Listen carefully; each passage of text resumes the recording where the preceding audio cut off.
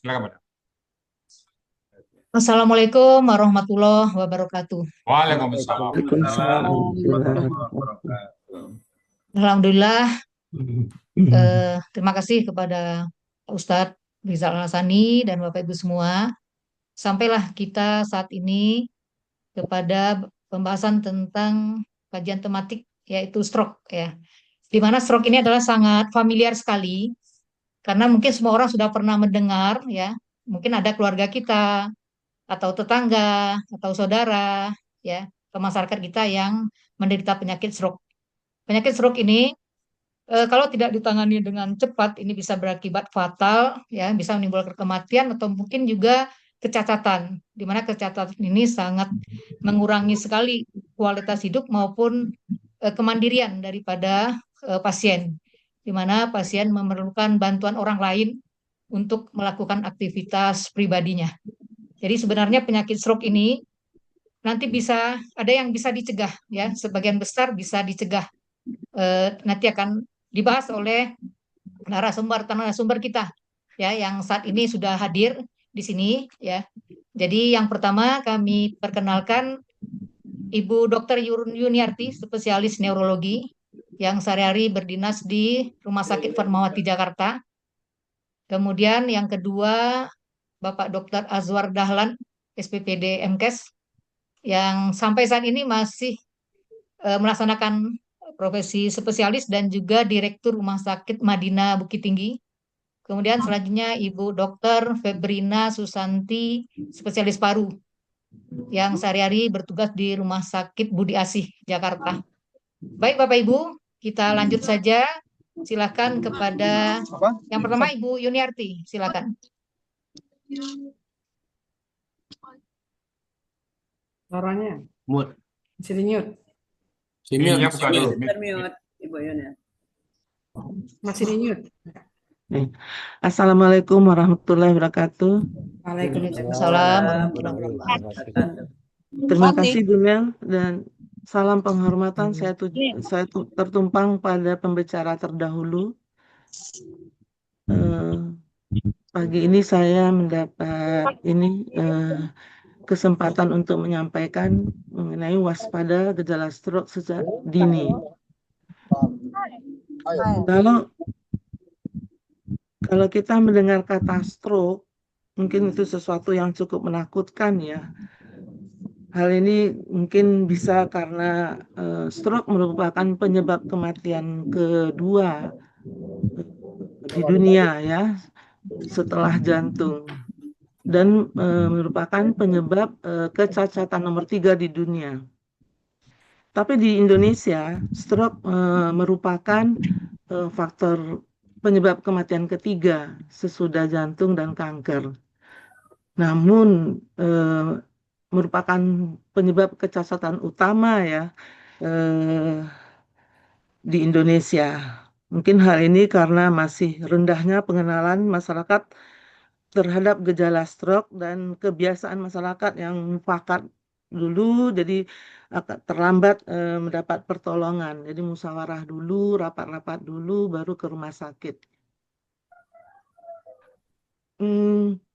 Berdasarkan riset kesehatan tahun 2007, itu provinsi, mungkin slide berikut Bu Nil.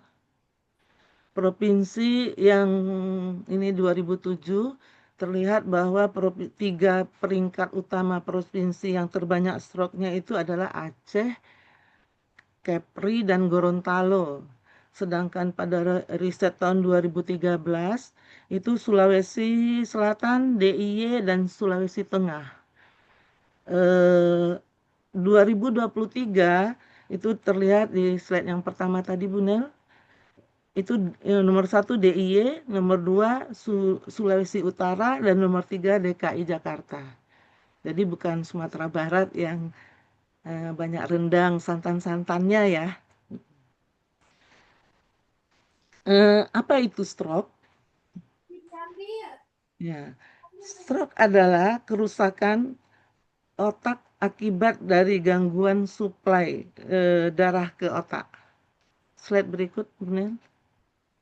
Nah, Ini kerusakan otak akibat gangguan suplai darah pada pembuluh darah otak. Gejalanya itu tergantung lokasi pembuluh darah yang terdampak dan fungsi otak yang disuplai pembuluh darah tersebut. Ya. Slide.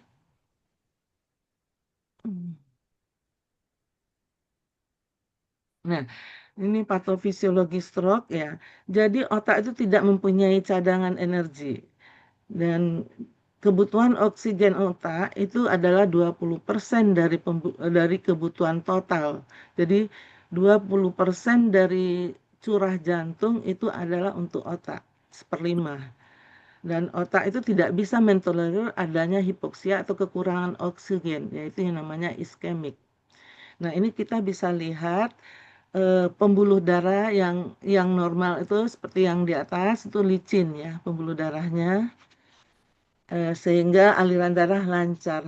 Yang slide yang di tengah, Bu Nel, gambarnya di tengah mungkin bisa kursor dibantu. Iya.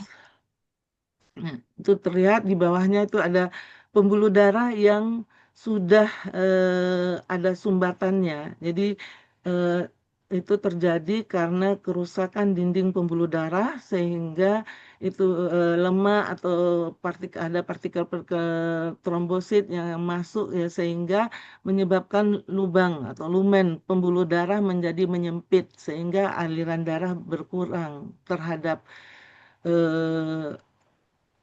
bagian-bagian otak tersebut. Slide, benar.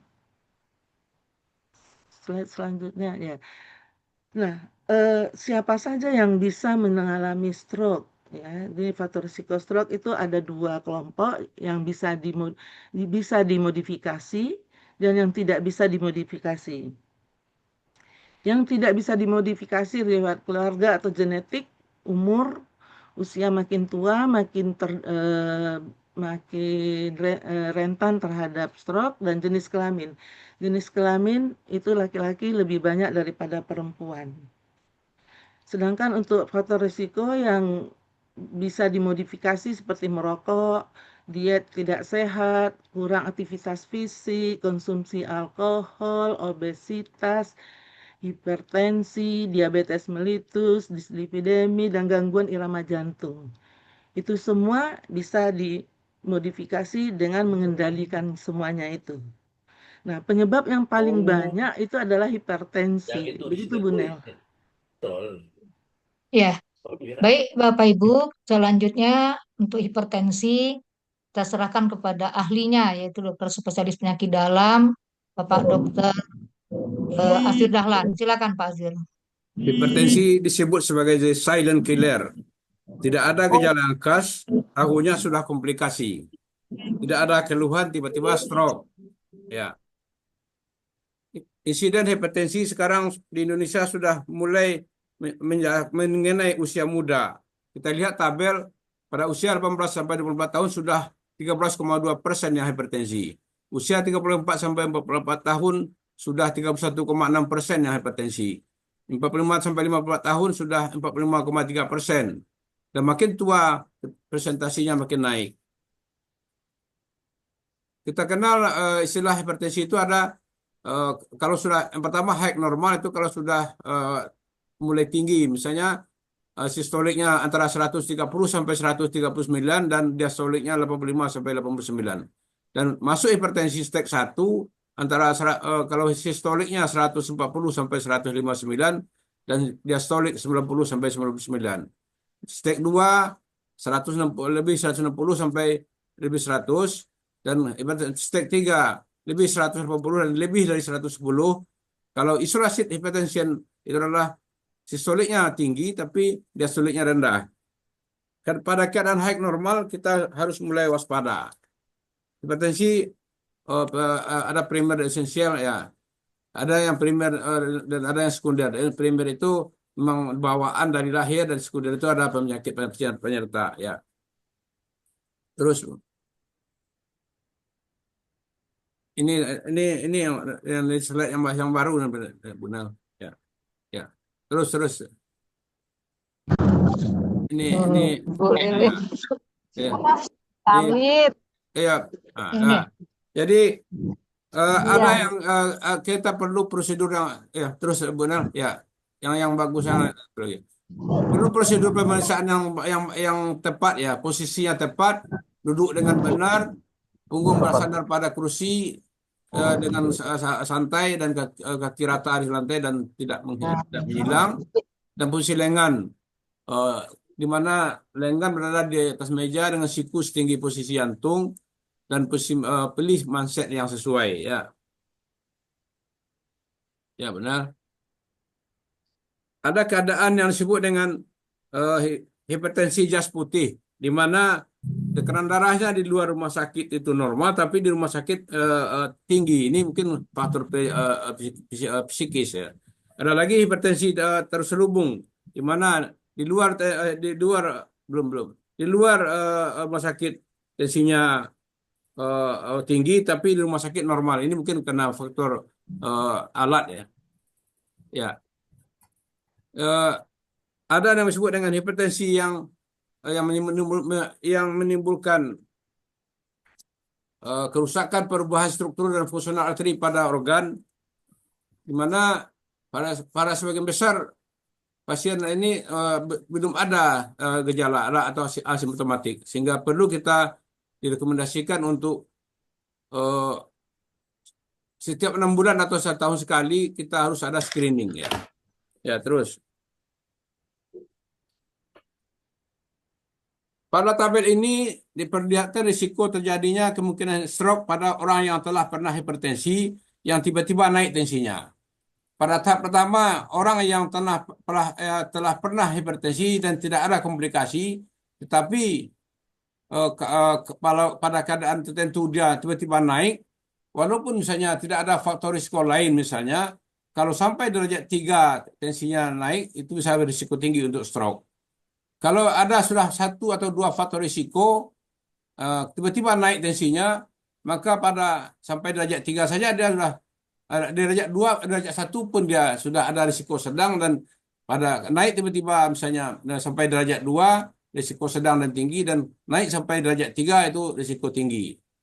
Kemudian ada kalau walaupun dia belum ada komplikasi, tapi ada faktor risiko, misalnya dia DM, kolesterol tinggi, berat badannya berat apa tinggi ya, berat, Obesitas. maka kalau dia naik tiba-tiba sampai derajat 1 itu sudah risiko sedang dan tinggi.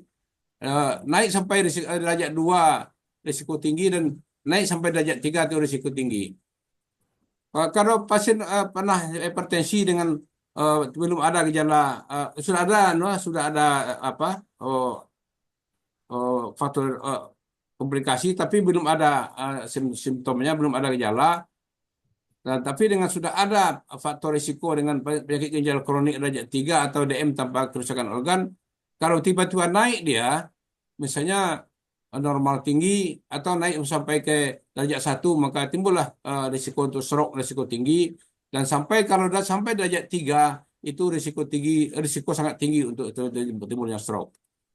Kemudian pasien-pasien yang dia sudah pernah hipertensi dan sudah ada komplikasi, dan dengan belum Bu, sudah ada komorbid dengan penyakit ginjal kronik derajat 4 atau DM dengan kerusakan organ, kalau naik sedikit aja itu risiko untuk stroke.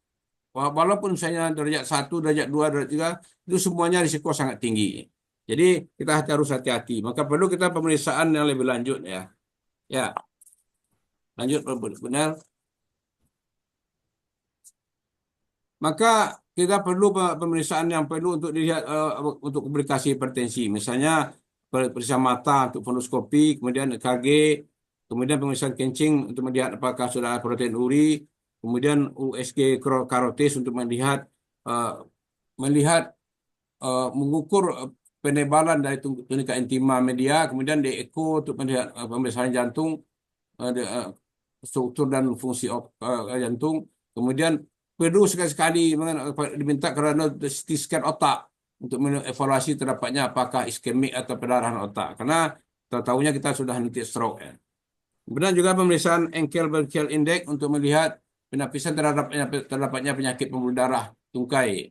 Kemudian pulse wave velocity sebagai indeks kekuatan arteri dan aterosklerosis, melihat apakah eh, darah itu lancar atau tidak. Dan juga perlu uji fungsi kognitif pada pasien dengan gejala gangguan kognitif. Ya, ya Bu. Benar. Terima kasih. Assalamualaikum warahmatullahi wabarakatuh. Waalaikumsalam warahmatullahi wabarakatuh. wabarakatuh. Bu Nel mute. Ya, silakan kita lanjutkan untuk Ibu Yuniarti.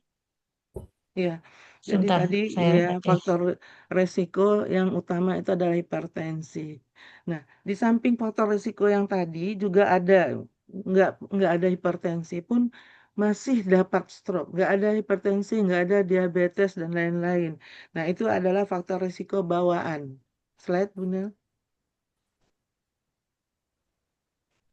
Nah, faktor resiko bawaan ini yang pertama itu penyakit jantung bawaan, misalnya gangguan katup, ya itu akan bisa menimbulkan mudah terbentuknya plak.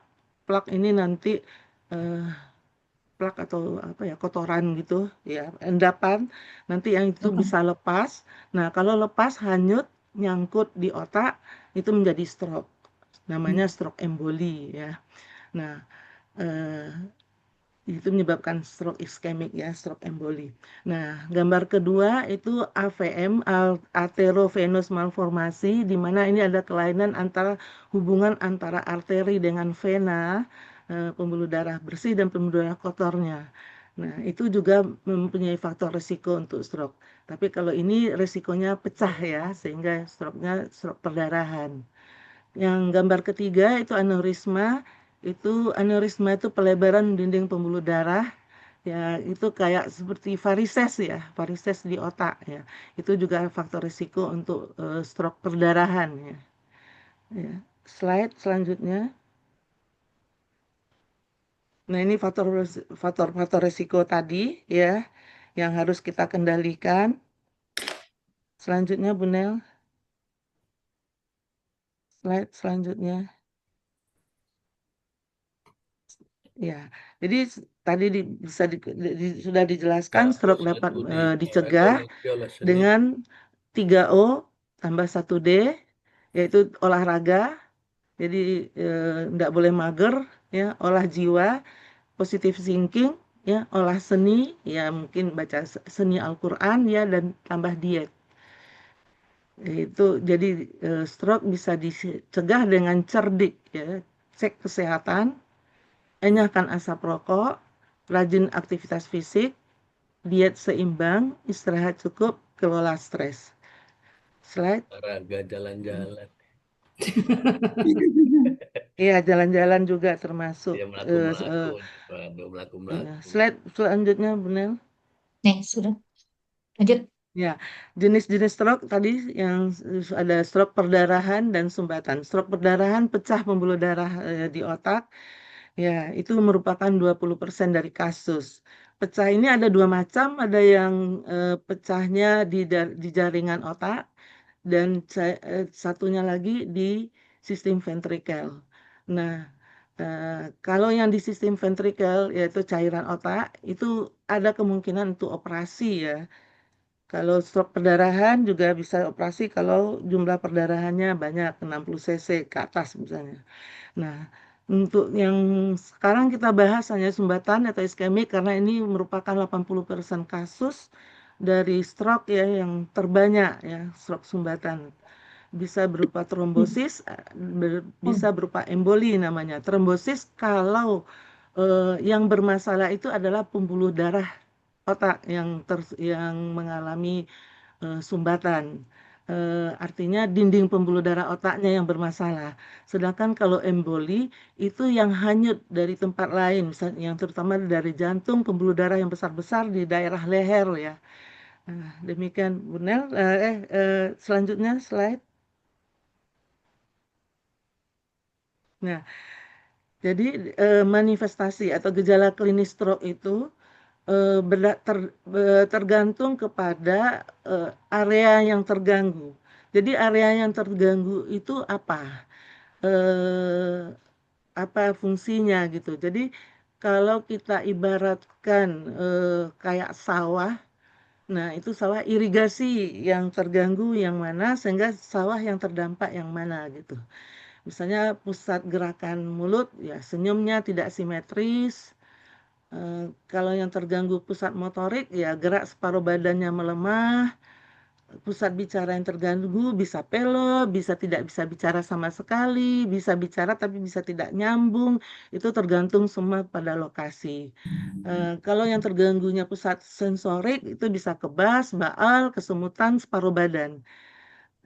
Bisa rabun, pandangan kabur tiba-tiba atau gelap tiba-tiba. Bisa sakit kepala hebat tiba-tiba yang tidak pernah dirasakan sebelumnya. Nah, kalau ini clue apa jembatan keledainya ya, segera ke rumah sakit ya. Karena itu ada golden period namanya, waktu emasnya itu 4,5 jam. Jadi kalau di bawah 4,5 jam, stroke itu masih bisa diperbaiki, masih bisa pulih seperti semula. Slide. Ya, ini tadi segera ke rumah sakit kurang dari 4,5 jam. Kalau di Inggris fast itu ya. Jadi memang wajah yang tidak simetris, lengan yang tidak bisa bergerak atau bisa gangguan bicaranya itu memerlukan waktu yang kurang dari 4,5 jam. Selanjutnya Bu Nel. Slide. Nah, jadi untuk memahami ini, jadi ini ada namanya homunculus, ya, homunculus otak, ya. Ini maksud saya untuk sekedar tahu, ya, tak kenal maka tak sayang nanti. Untuk lebih menjelaskan bahwa gejala stroke itu tidak hanya yang segera ke rumah sakit tadi, tapi lebih banyak lagi, itu yang lebih memudahkan. Ini ada anatomi otak yang gambar paling kiri, ya. Nah, itu pusat motorik itu yang warna merah, ya, warna merah itu pusat motorik. Sedangkan untuk sensorik, untuk rasa itu yang sebelah belakangnya, ya. Jadi, nah itu di otak itu ada petanya seperti itu. Jadi ada wajah, tangan lengkap separuh badan, ya. Di otak kanan ada juga motorik, ada sensoriknya, gini. Nah, bisa kita lihat bahwa untuk wajah, tangan itu besar petanya, jadi lebih sensitif, sedangkan badan cuma kecil ya, kaki. Nah, yang itu bisa dilihat. Nah, di depan dan di belakangnya itu juga ada fungsi otak yang lain ya. Dan jadi tergantung dari ya peta yang tadi itu, peta yang irigasinya yang kemana yang terganggu. Nah, ini yang paling kanan, ini distribusi pembuluh darah. Jadi ada 3 pembuluh darah besar yang menopang otak. Yang kuning itu yang anterior namanya, yang hijau yang media, yang posterior. Jadi berdasarkan pembuluh darah ini juga gejala klinis stroke juga beda-beda. Misalnya kalau yang abu-abu itu bisa vertigo, kalau yang kuning itu biasanya kakinya lebih berat karena itu petanya di daerah kaki ya yang kuning. Sedangkan kalau yang hijau itu tuh petanya untuk daerah wajah ya, tangan ya. Slide Bu Nel.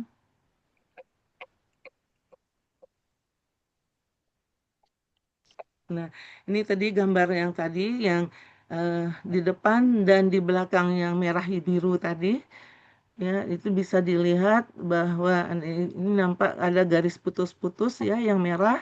Nah, itu area Broca namanya, itu pusat bicara motorik ya. Artinya kalau ini terganggu orangnya nggak bisa bicara. Tapi dia paham apa pembicaraan orang. Sedangkan kalau yang terdampak adalah yang di belakang putus-putus, yang di belakang yang dekat biru, itu kalau itu yang terkena dia nggak ngerti apa pembicaraan, sama sekali tidak mungkin, juga tidak mengenal orang, tidak bisa tidak ngerti sama sekali. Ya, kalau luas area yang terdampak, keduanya kena, orangnya namanya afasia global, itu tidak bisa berbicara dan tidak mengerti pembicaraan. Yang seperti ini kan susah kita untuk melatihnya ya. Ya, Kalau yang paling belakang itu yang biru tua, itu korteks visual untuk mata, untuk penglihatan. Nah, itu kalau itu yang terganggu, itu gangguan penglihatan. Jadi semua organ tubuh kita itu ada petanya di otak. Sehingga stroke itu bisa manifestasinya semua apa aja. Jadi ada yang orang bilang stroke mata, ya itulah karena gangguannya di situ. Walaupun ke dokter mata diperiksa normal semua, tapi otaknya nggak bisa menjabarkan apa yang dia lihat gitu. Atau stroke telinga tiba-tiba budek. Nah, itu karena ya area di otaknya yang tidak berfungsi ya. Jadi semua yang tiba-tiba itu adalah vaskular, ya itu stroke. Ya, slide selanjutnya Bunda. Nah, ini gambaran dari ya, jaras atau apa ya, jaras itu ya kabel dari otak sampai ke apa namanya ini, ke organ yang bersangkutan yang ya. Jadi ini terlihat yang paling atas itu adalah otak, di belakang di bawahnya itu potongan dari subkorteks itu apa ya? Yang di bawahnya di bagian otak tengah. Nah, di bawahnya itu adalah batang otak dengan 12 saraf inti saraf ya. Dan di bawahnya itu medula spinalis atau sumsum tulang belakang. Jadi sumsum tulang belakang pun bisa mengalami stroke ya. Jadi tiba-tiba lumpuh ke bawah, itu adalah stroke medula spinalis. Ya, selanjutnya Bu Nel.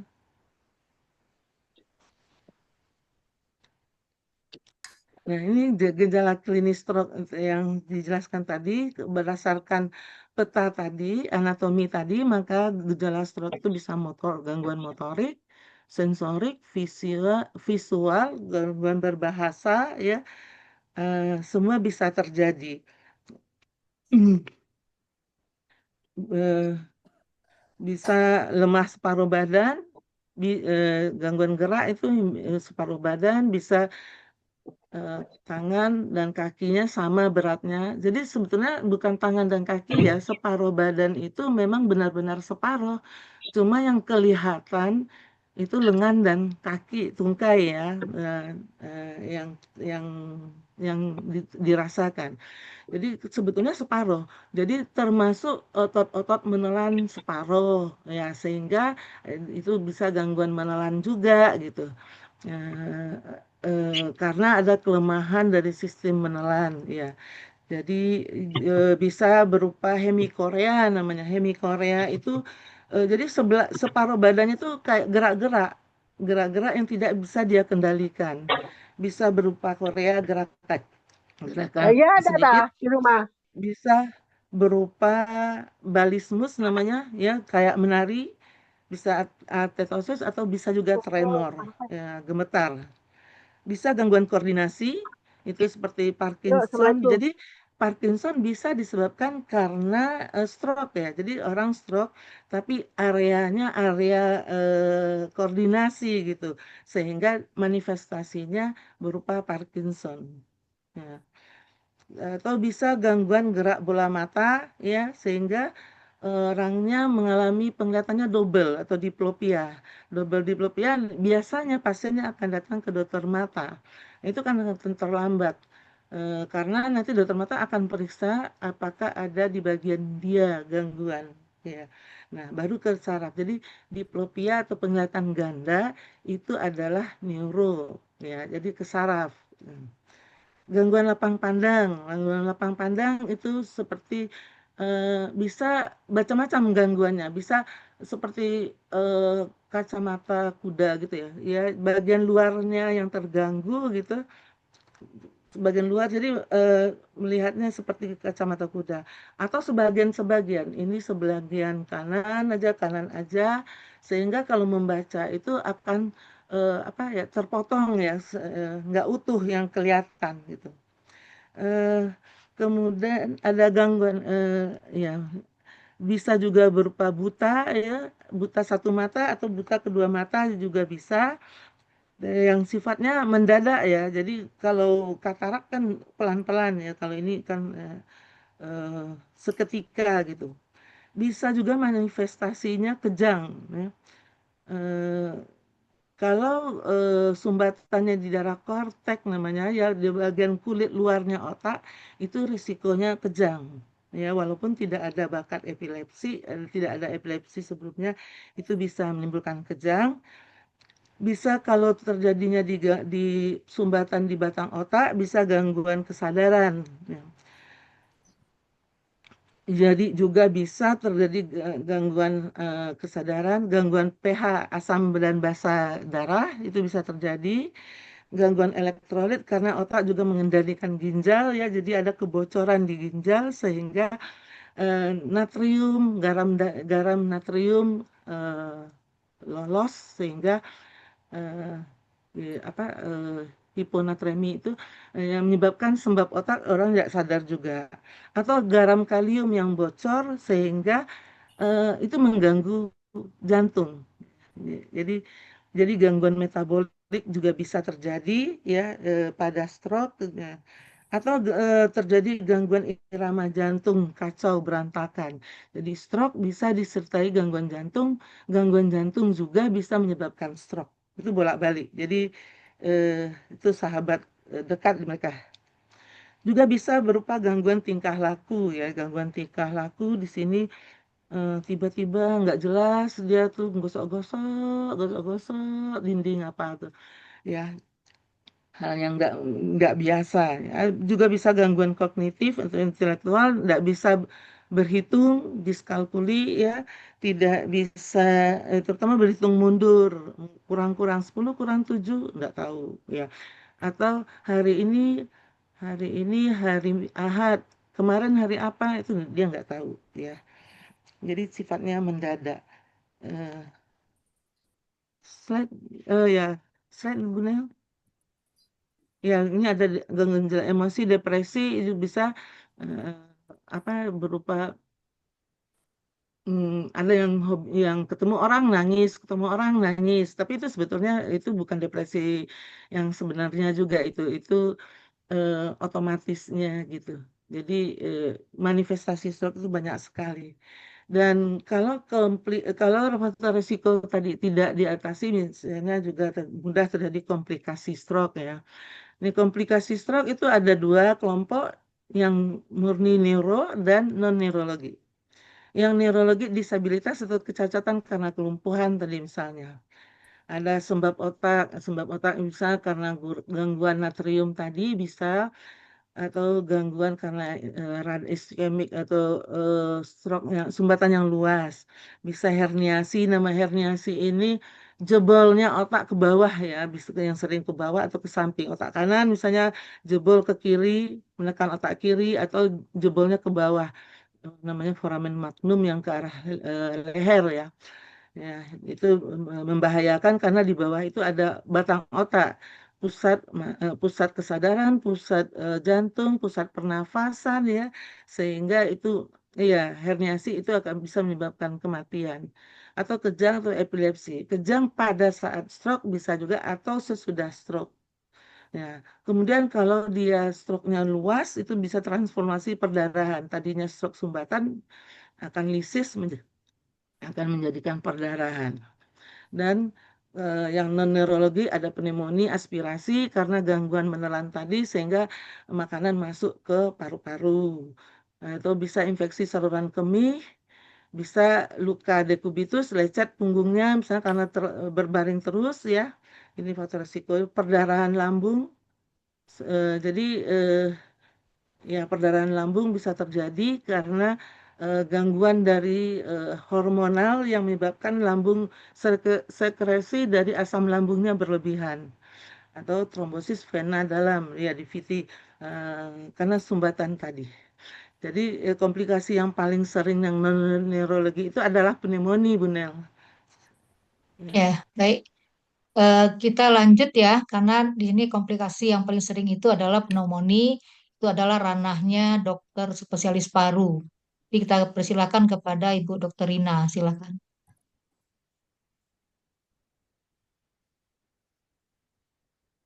Silakan Bu Rina. Terima kasih, Bunda. Mungkin slide sebelumnya. Ya. Ya. Sebelum sampai kepada komplikasi, tadi Dr. Yuni menyampaikan bahwa stroke itu disebabkan oleh hipoksemia. Sebagai paru adalah penyedia, tugas paru itu menyediakan oksigen, terus kemudian mengeluarkan CO2. Ada sirkulasi di tubuh tadi mungkin Dr. Azur sudah menyampaikan sirkulasi tubuh, sirkulasi seluruh badan. Namun ada sirkulasi pendek yaitu antara dari jantung ke paru, dari paru ke jantung lagi, kemudian baru masuk sirkulasi tubuh. Ada mungkin bisa kelihatan ini ya. Saya tunjuk itu. Jadi setelah darah dari jantung, kemudian masuk ke jantung kanan, terus kemudian darah tersebut dari seluruh tubuh mengandung CO2. Kalau fungsi parunya tidak baik, maka CO2 ini akan meningkat dan juga akan menyebabkan penurunan kesadaran ya Bu Yuni ya. Iya. Ya, yang kita sebut dengan CO2 narkose gitu. Nanti setelah masuk ke paru, maka paru akan memberi oksigen untuk darah, terus kemudian darah dari paru akan kembali ke jantung, dan dari jantung akan dipompakan ke seluruh tubuh, dan 20%-nya dipompakan ke otak. Tadi Bu Yuni sudah menyampaikan. Fungsi ini juga di samping mencukupkan kebutuhan oksigen, terus kemudian mengeluarkan CO2 atau meng-force out CO2, karena CO2 ini kalau akan menumpuk dalam tubuh kita akan meningkatkan, menurunkan kesadaran tadi, dan juga akan membuat pH, kadar tingkat asam darah akan terganggu. Kalau tinggi karbon dioksidanya badannya pegel gitu. Terus kemudian tadi Bu Yuni juga menyampaikan bahwa faktornya salah satunya rokok. Ya sebetulnya semua partikel-partikel hazard yang tidak baik bagi tubuh yang terhirup tentunya paru yang akan melakukan perlindungan kepada tubuh. Jadi di paru terjadi penyaringan partikel-partikel yang masuk melalui udara yang nanti akan berisiko masuk ke dalam sirkulasi darah. Ya, slide Bunda. Ya, ini. Ya. Jadi dari paru ada faktor risiko bersama yang meningkatkan risiko untuk menjadi stroke, untuk menjadi perhatian bagi semua kita. Satu, merokok, kemudian polusi udara, tadi sudah disebutkan, baik polusi di dapur bagi ibu-ibu, baik polusi di tempat kerja, baik polusi di dalam perjalanan, itu akan meningkatkan risiko stroke. Kemudian infeksi saluran pernapasan dan jaringan paru itu akan menyebabkan oksigen darah menjadi turun, itu juga akan berisiko untuk stroke. Kemudian yang saat ini paling banyak adalah masalah di paru yang sifatnya menyeluruh ke seluruh tubuh, yaitu penyakit bronkitis yang nanti akan berlanjut menjadi PPOK, saluran napasnya sempit, dan kalau saluran napas sempit itu akan menyebabkan kadar oksigen dalam darah akan menurun. Kasus ini mungkin slide ini tidak mengambil slide yang lama, yang terbaru ya Bu Yuni, bahwa PPOK ini jumlahnya dalam dalam prevalensinya 5,7% dari jumlah penduduk, jadi cukup banyak. Dan jika kita lihat paru yang begini itu karena di samping jaringan parunya menjadi tidak normal, saluran napasnya sempit, ini akan berisiko oksigen menjadi turun dalam darah atau hipoksemia kronik yang hipoksemia kronik itu akan merusak pembuluh darah, termasuk pembuluh darah di otak gitu. Dan tentunya ini meningkatkan risiko kalau pembuluh darah memfasilitasi darah bersama oksigen sampai ke otak, tapi salah satu kontennya adalah oksigen tadi. Kemudian PPOK ini juga dapat menyebabkan inflamasi atau peradangan sistemik termasuk dalam pembuluh darah yang akan menyebabkan aterosklerosis, menyebabkan hipertensi selanjutnya, dan urutan berikutnya adalah meningkatkan risiko stroke. Nah, kita sampai kepada komplikasi stroke, komplikasi paru pada pasien stroke. Pasien stroke tentunya sudah terganggu mobilitasnya. Kalau duduk harus didudukkan, kalau makan mungkin sebagian harus disuapkan, dan ada risiko yang lain adalah tersedak. Kalau tersedak bisa menyebabkan makanan tersebut makanan dan minuman masuk ke paru, dan kita tahu bahwa paru adalah area yang steril. Jadi kalau makanan tersebut masuk yang kita sebut dengan pneumonia aspirasi, maka makanan tersebut akan bisa menyebabkan infeksi. Itu yang disebut dengan pneumonia aspirasi. Kemudian makanan itu juga bisa menutup karena paru bercabang banyak, cabang utamanya ke kiri dan ke kanan, dan bila sebagian dari saluran napas tersebut tertutup oleh makanan atau cairan, maka tertutuplah bagian paru yang salurannya tertutup, itu yang disebut dengan paru kolaps, atau istilahnya di kedokteran adalah atelektasis. Nah, atelektasis ini akan terjadi karena sumbatan bahan aspirasi tadi, dan akan menyebabkan oksigennya akan berkurang dan kadar CO2-nya jadi meningkat. Ini akan menyulitkan bagi pasien stroke dan berisiko infeksi. Kemudian pasien stroke itu juga berisiko hipoventilasi atau kadar CO2-nya jadi meningkat akibat tirah baring yang lama. Jadi ini mestinya rajin didudukkan atau ditinggikan bantalnya dan tidur miring kiri, miring kanan.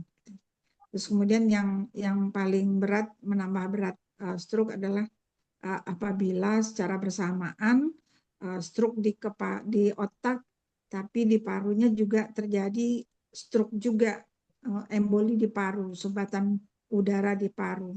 Ini pasti menyebabkan gangguan akut yang juga berakibat oksigennya turun dan memperberat kondisi stroke pada pasien. Slide terakhir, Bu Nel.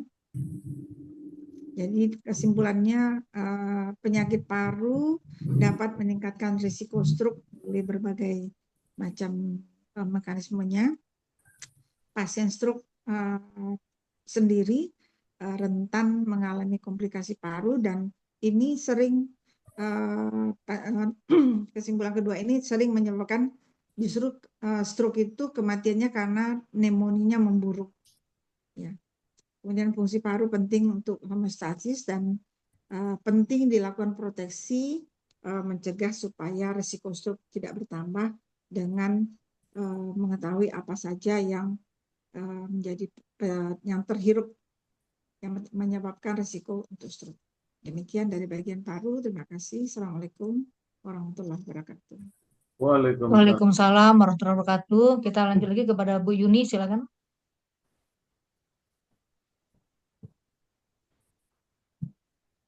Bu Yuni ini Mas Bu. Bu Yuni, silakan. Oh ya, ya. Lanjut Bu Nel. Slide selanjutnya. Iya. Ya tadi kan udah dijelaskan tentang pneumonia ya. Jadi tata laksana stroke itu ada medikamentosa obat-obatan dan non medikamentosa seperti rehabilitasi medik ya. Nah, medikamentosa ini tergantung kepada kapan pasiennya datang. Kalau dia datang sebelum 4,5 jam, itu berlaku code stroke ya. Code stroke, di mana-mana tuh code stroke. Jadi code stroke itu begitu pasien datang, dia dicap code stroke. Nah, itu nanti langsung didapat prioritas. Jadi dia ada CT scan, langsung CT scan, cek lab, segala macam prioritas. Walaupun sebelumnya sudah ada pasien stroke, tapi udah lewat golden period, itu ngalah. Jadi bukan karena faktor orang dalam, kok itu didudukan gitu ya. Jadi bukan, jadi karena dia adalah dalam posisi golden period stroke gitu. Nah, ini sudah ada di rumah sakit besar ya, Fatmawati juga ada, ya PON, RSCM itu pastilah ya, ada itu. Jadi hampir Vaskes 2 banyak juga yang sudah ada ya ini tata laksana code stroke ya. Jadi dengan code stroke itu eh, tata laksana lebih cepat sehingga sumbatan itu bisa dilisis ya, dihancurkan dengan obat gitu. Sedangkan yang non medikamentosa ini rehabilitasi medik ya, eh, ke- ya kebetulan dokter eh, Siti Mariani berhalangan ya. Jadi medikamentosa ini, rehabilitasi medik ini sudah dimulai pada hari pertama. Ya, stroke itu ya misalnya hanya dengan miring kanan, miring kiri setiap 2 jam, digerakkan semua sendi-sendinya. Nah, begitu Bunda, anu slide selanjutnya. Iya, Ya, ya jadi lanjut. masalah kecepatan waktu penanganan ini merupakan aspek yang terpenting ya, karena ini menyangkut ya ada manajemennya sendiri ya, ya jadi prioritas utama pada pasien-pasien yang masuk sebelum ya yang bagusnya sih sebelum 3 jam ya, karena untuk menyiapkan scanning, karena semua harus wajib scanning ya, karena untuk memastikan ini benar stroke-nya bukan stroke perdarahan gitu. Ya, karena untuk stroke perdarahan tata laksananya berlawanan dengan stroke sumbatan. Ya. Masalah kecepatan waktu yang mempengaruhi bagaimana prognosisnya nanti. Ya, kalau datangnya udah 1 hari 2 hari sesudah serangan ya biasa ya mungkin ya tata laksananya udah beda dan hasil akhirnya juga akan beda ya bisa juga malah permanen. Ya. Jadi ya gitu waktu untuk penanganan stroke-nya ya. Jadi yang penting itu pencegahan. Jadi pencegahan stroke itu ada 2, pencegahan primer dan sekunder. Pencegahan primer itu kalau belum stroke ya, belum pernah stroke, jadi perilaku hidup sehat, mencegah kejadian stroke awal melalui identifikasi faktor risikonya tentunya, dan mengobati faktor risiko yang ada. Sedangkan untuk pencegahan stroke sekunder, mencegah supaya tidak kambuh. Ya, tidak ada stroke kedua, ketiga, ada yang sampai 10 kali. Biasanya itu pasien-pasien yang gangguan katup ya, karena itu akan bisa sering terjadi serangan. Atau ada TIA sebelumnya, TIA serangan otak sepintas. Jadi ada gejala stroke, tapi tidak sampai 24 jam. Udah sembuh, jadi 3 jam. Nah, kalau ada yang seperti ini, itu udah warning ya, udah peringatan. Ini akan terjadi stroke. Jadi kalau ada serangan otak sepintas itu akan menyebabkan ada risiko untuk stroke selanjutnya. Jadi sering pasien stroke bilang ini kan baru gejala ya dok, ya saya kan belum stroke. Sebetulnya ya itu udah stroke karena ya kalau saya biasanya bilang eh, bapak sama atau ibu sama bilang dengan nggak kebakar kan dok, cuma asap doang gitu. Nah itu. Jadi kalau udah ada gejala itu udah stroke ya. Nah, yang definisi stroke itu kalau 24 jam dalam 24 jam tidak hilang gejalanya itu udah stroke. Ya, tapi kalau TIA itu hilang dalam sebelum 24 jam, seringnya 3 jam. Tapi itu faktor risiko untuk serangan stroke berikutnya. Slide, Bu Nen.